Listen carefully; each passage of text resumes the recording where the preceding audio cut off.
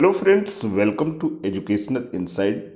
दोस्तों, राष्ट्रीय शिक्षा नीति 2020 में जो प्रावधान है उसके तहत जो शैक्षिक नवाचार हैं उसके प्रचार प्रसार के लिए और पूरे देश में एक शैक्षिक वातावरण का सृजन के लिए, एक सकारात्मक वातावरण के सृजन के लिए, एक सृजनात्मक वातावरण के सृजन के लिए एक टीचर्स का पूल बनाया जा रहा है।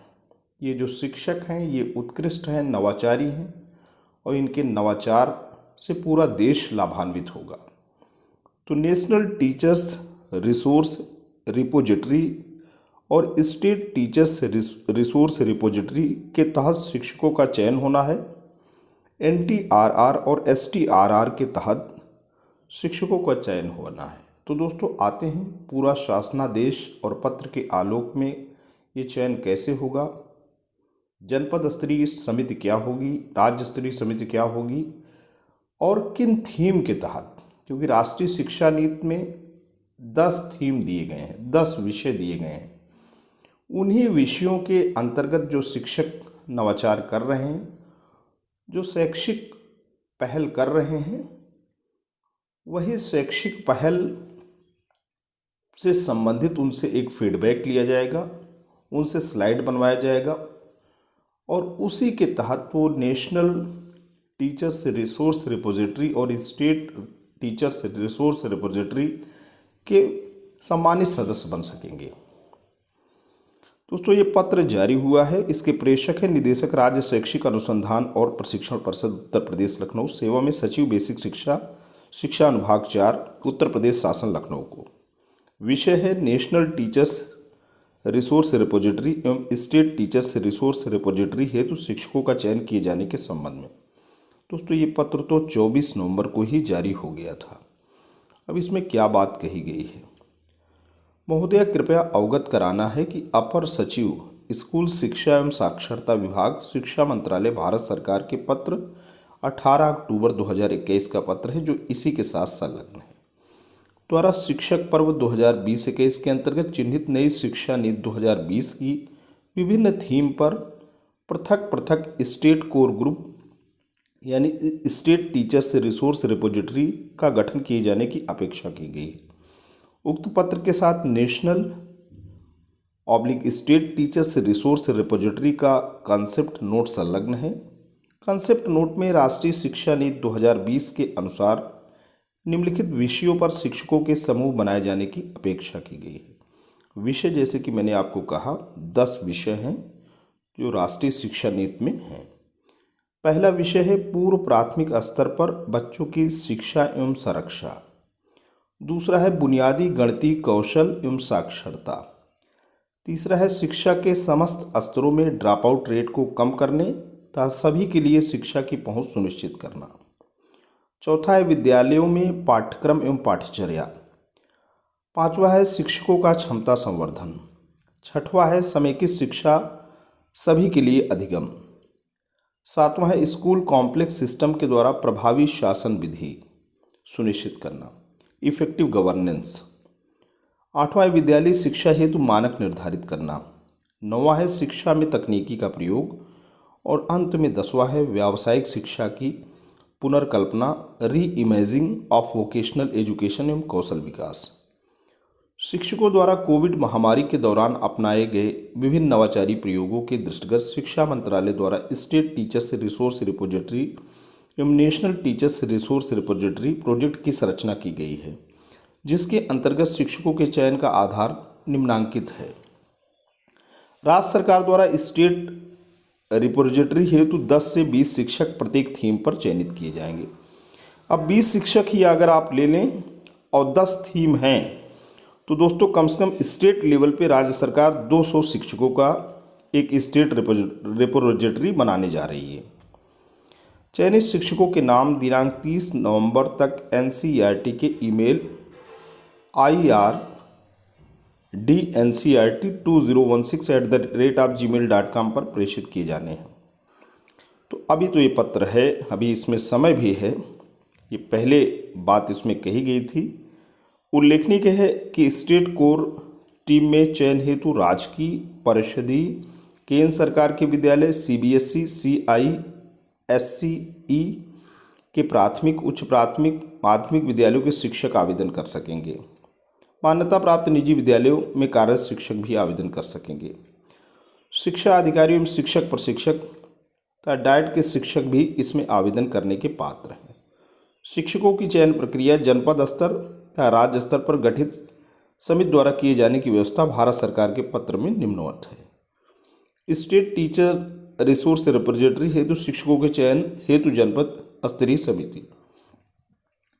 तो स्टेट टीचर रिसोर्स रिपोजिटरी हेतु जनपद स्तर पर जो कमेटी बनेगी उसमें जिलाधिकारी द्वारा नामित शिक्षक शिक्षा संस्थान के प्रतिष्ठित विद्वान सदस्य होंगे, राज्य के प्रतिनिधि सदस्य होंगे और जिला शिक्षा अधिकारी अध्यक्ष होंगे। स्टेट टीचर रिसोर्स रिपोजिटरी हेतु शिक्षकों के चयन हेतु राज्य स्तरीय भी समिति बनेगी। उसमें प्रमुख सचिव, शिक्षा सचिव अध्यक्ष होंगे, मंडलायुक्त, राज्य परियोजना निदेशक, समग्र शिक्षा सदस्य सचिव होंगे, मंडलायुक्त, निदेशक, राज्य शैक्षिक अनुसंधान और प्रशिक्षण परिषद उत्तर प्रदेश सदस्य होंगे। सचिव शिक्षा द्वारा नामित किसी एक शिक्षक शिक्षा संस्थान का प्रमुख सदस्य होगा और सचिव शिक्षा द्वारा नामित निजी शिक्षण संस्थान का प्रतिनिधि सदस्य होगा। तो दोस्तों यहाँ पे बात ये हो रही कि स्टेट टीचर रिसोर्स रिपोजिटरी हेतु जो चयन समिति होगी वो जनपद स्तर पे समिति होगी, जिसमें जिला शिक्षा अधिकारी यानी डिस्ट्रिक्ट एजुकेशन ऑफिसर अध्यक्ष होंगे और स्टेट लेवल के रिप्रेजेंटेटिव सदस्य होंगे। जिला अधिकारी द्वारा नामित शिक्षक शिक्षा संस्थान के प्रतिष्ठित विद्वान सदस्य होंगे। तो दोस्तों ये बात हो रही है। फिर राष्ट्रीय शिक्षा नीति 2020 के अंतर्गत भारत सरकार के पत्र में उल्लिखित 10 विषयों पर पृथक पृथक 10 से 15 शिक्षकों का राज्य स्तर पर चयन किया जाना है। उक्त चयनित शिक्षकों में से ही प्रत्येक थीम हेतु 4 से 5 शिक्षक नेशनल टीचर रिसोर्स रिपोजिटरी के लिए नामित किए जाएंगे। अब प्रत्येक थीम पे 10 से 15 शिक्षकों का चयन स्टेट लेवल पे होगा और उसी में से 10 से 15 शिक्षकों में से ही 4-5 जो शिक्षक रहेंगे, जो क्रिएटिव रहेंगे, वो नेशनल लेवल पे जो टीचर रिसोर्स रिपोजिटरी है उसके लिए नामित कर दिए जाएंगे। नेशनल शिक्षक रिपोजिटरी है तो एनसीईआरटी, केवीएस, सीबीएसई और एनआईओएस शिक्षकों के नाम प्रस्तावित करेगा। अतः अनुरोध है कृपया स्टेट रिसोर्स रिपोजिटरी हेतु शिक्षकों के चयन हेतु राज्य की आवश्यकता एवं शैक्षिक प्रशासन की व्यवस्था के दृष्टिगत जनपद स्तरीय एवं राज्य स्तरीय समिति का गठन कराने का कष्ट करें। सुझाव के रूप में जनपद एवं राज्य स्तरीय समितियों की संरचना संलग्न है। तो दोस्तों ये है स्टेट टीचर रिसोर्स रिपोजिटरी हेतु शिक्षकों के चयन हेतु जनपद स्तरीय समिति। तो जिला अधिकारी इसमें दोस्तों क्या करेंगे, एक शिक्षाविद को सदस्य के रूप में नामित करेंगे। जिला बेसिक शिक्षा अधिकारी सदस्य सचिव रहेंगे, जिला विद्यालय निरीक्षक सदस्य रहेंगे और प्राचार्य डाइट अध्यक्ष रहेंगे।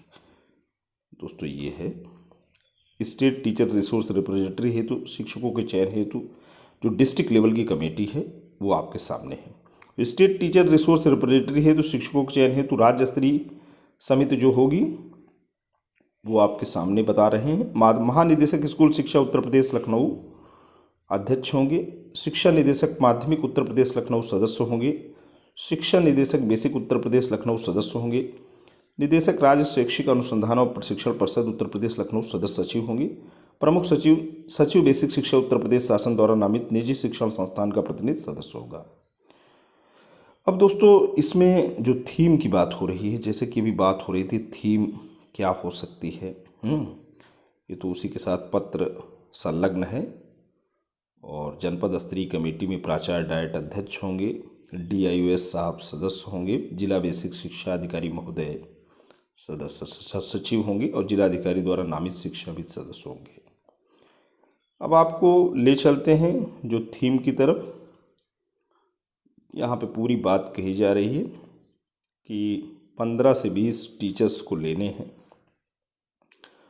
और यहाँ पे पहली theme early childhood care and education है, the foundation of learning. Early childhood care and education, जो कि यहाँ पे बात हो रही है कि 0 से 8 वर्ष के बच्चे इसमें रहते हैं और इस पे जो इनोवेटिव काम टीचर ने किया है वो भी थीम हो सकती है। दूसरी थीम है foundational literacy and numeracy an urgent and necessary prerequisite to learning. इस पे भी काम अगर किए हैं तो ये भी, इस थीम पे भी आपके 5 से 10 शिक्षक चयनित हो सकते हैं। तीसरी थीम है curtailing drop out rates and ensuring universal access to education at all levels. NEP 2020 में ये है ड्रॉप आउट रेट्स को कम करना। और चौथा है equitable and inclusive education learning for all. और इसमें बात कही गई है 2030 तक हमें क्या करना है, ensure inclusive and equitable education, quality education and promote life long learning opportunities for all by 2030।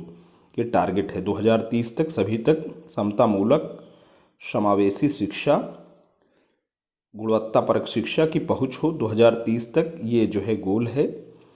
और ये गोल है सस्टेनेबल डेवलपमेंट गोल, SDG गोल है।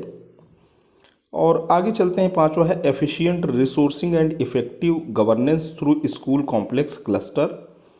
इस पे भी इस थीम पे भी 5 से 10 शिक्षक चयनित हो सकते हैं। फिर नेक्स्ट है standard setting and accreditation for school education. तो इसमें बात हो रही इफेक्टिव क्वालिटी सेल्फ रेगुलेशन और accreditation system for all stages of education including pre school education, private, public and philanthropic to ensure compliance and essential quality standards, to ensure that all schools follow certain minimal professional and quality standards. States, union territories will set up an independent statewide body called the State School Standards State School Standards Authority. The NEP 2020 recommends that apart from standard criterion for accreditation, to ensure academic quality, a separate school quality assessment and accreditation framework has to be developed. जो विद्यालय में शिक्षा दी जा रही है मानकों के तहत हो, वो स्टैंडर्ड अथॉरिटी डेवलप करनी होगी। All the schools including private schools will be assessed and accredited on the same criteria. चाहे प्राइवेट निजी विद्यालय हो चाहे सरकारी विद्यालय हो, सबको एक निश्चित जो है निकस पे तौला जाएगा, वो एक स्टैंडर्ड बनाया जाएगा। तो यहाँ पे सिलेक्शन क्राइटेरिया भी दिया गया फॉर STRR एंड NTRR। तो ministry of education and it's autonomous institutions like NCERT, KVS, CBSE and IOS में suggest the names of school and teachers for inclusion in NTRR. The state governments may be requested to select 15 to 20 teachers on each theme, including both government and private schools in the respective states, to create the state teacher resource repository. तो यहाँ पे 15 से 20 शिक्षकों को चयनित होना है। Out of their STRR, large states may nominate 4 to 5 teachers for the NTRR, while small states, northeast states and union territories may nominate 1 to 2 teachers from the NTRR। अब 15 से 20 शिक्षकों का चयन होना है, जिसमें से 4-5 शिक्षक नेशनल लेवल पे चयनित होने हैं।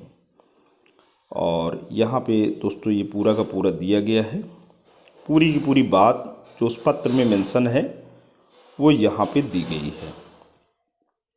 कौन कौन इसमें शामिल हो सकता है, तो कौन कौन शामिल हो सकता है उस पर बारे में बात कर रहे हैं। School teachers including special educators and heads of schools working in recognized primary, middle, higher secondary school, block, cluster level as well under the following categories: schools run by state government, union territories administration, local bodies, schools aided by state government and union territory administration.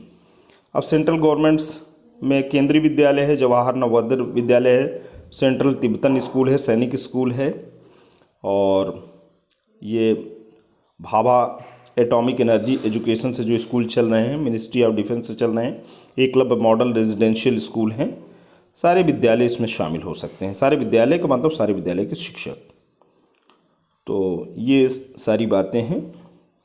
और ऐसे जो है theme फिर आ गई, early childhood care and education, foundation and learning, foundational. ऐसे ही दोस्तों 10 theme है जिसकी चर्चा मैंने अभी आपके सामने किया। तो इस थीम के तहत दोस्तों ये होना है। अच्छा, टीचर्स क्या करेंगे?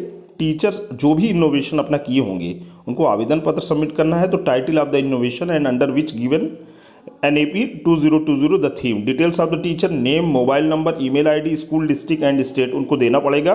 फिर दूसरा salient features of the innovation, उनका इनोवेशन का सैलिएंट फीचर क्या रहा है। हाउ डू यू ओवरकम की challenges related to the innovation, और जो भी इनोवेशन आपने लागू किया उसके सामने जो चुनौतियां आई उसका आपने कैसे सामना किया आपको लिखना पड़ेगा।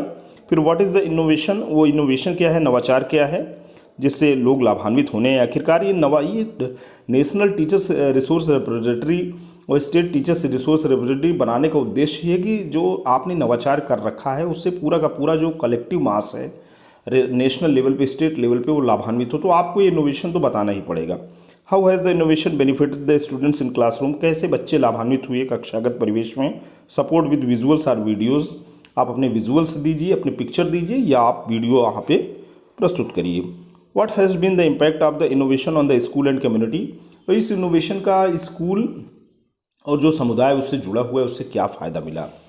तो इतना आपको करने हैं दोस्तों। फिर वो पत्र जो सारी की सारी बात यहाँ पे कही जा रही संतोष कुमार सारंगी जी हैं, उन्होंने भी यही पत्र जारी किया है। तो आशा करता हूँ दोस्तों आपको समझ में आया होगा और आपको इनोवेशन कैसे सबमिट करना है इम्पोर्टेंट आपका यही है।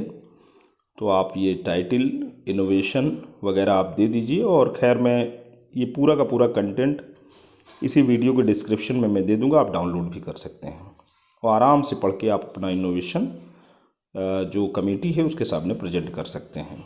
और आप राज्य स्तर या राष्ट्र स्तर पे जो टीचर्स की रिपोजिटरी बनेगी उसके सम्मानित सदस्य बन सकते हैं। दोस्तों आज के लिए इतना ही। वीडियो इन्फॉर्मेशन, लेटेस्ट अपडेट आशा करता हूँ आपको अच्छा लगा है।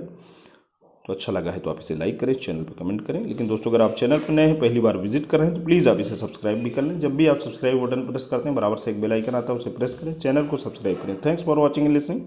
This is Ajay Prakash Gude signing of.